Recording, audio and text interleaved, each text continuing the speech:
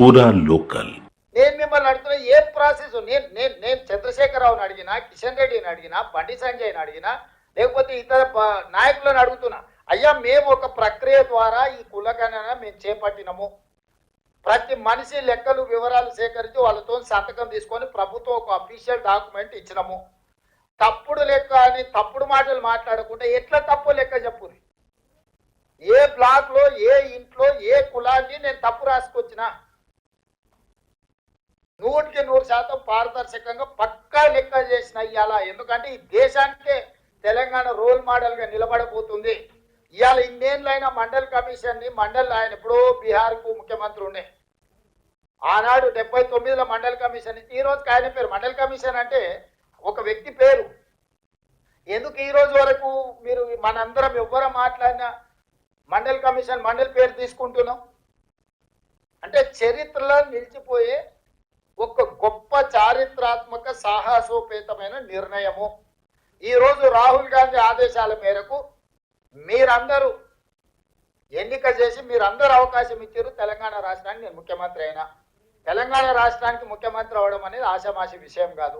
నా జీవితంలో ఈ లెక్క చేస్తే రేపు భారతదేశంలో ఎవరైనా, ఆనాడు తెలంగాణ రాష్ట్రంలో రేవంత్ రెడ్డి ముఖ్యమంత్రిగా ఉన్నప్పుడు బలైన వర్గాల లెక్క పక్కా తెలిసిండు. అది నరేంద్ర మోడీ, రాహుల్ గాంధీ గారా, లేకపోతే నేను ఇంకోరా చెప్పట్లేదు. ఎవరైనా ఈ దేశంలో ఒక నివేదిక గురించి చర్చించాలంటే తెలంగాణ రాష్ట్రం గురించి, రేవంత్ రెడ్డి గురించి మాట్లాడాల్సిందే.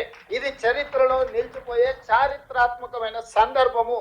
చరిత్రలో ఒక గొప్ప అవకాశాన్ని జారవించుకుంటే అంతకంటే రాజకీయ అజ్ఞానం కానీ లేకపోతే దురుద్దేశం కానీ ఇంకోటి ఉండదు. నేను రాజకీయ అజ్ఞానంతో లేను.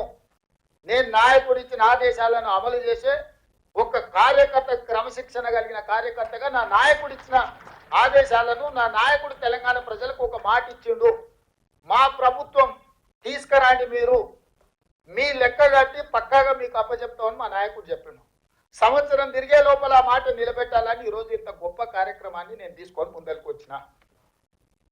నాకు తెలుసు నాకు ఎన్నొత్తుళ్ళు నేను, మీకు కనిపించకపోవచ్చు, కనిపించకుండా నా మీద జరుగుతున్న ఒత్తిడి ఇది ఎట్లో గట్ల వాయిదా పెట్టు అని, లేకపోతే ఈ లెక్కలు బయట పెడితే రాబోయే రాజకీయ పరమైన ఇబ్బందులు, వీటన్నిటిని ఎంతో మంది వచ్చి నాకు చెప్పినా కూడా నేను ఒకటే మాట చెప్పిన, అయ్యా ఇది చరిత్రలో నిలిచిపోయే ఒక గొప్ప అవకాశము.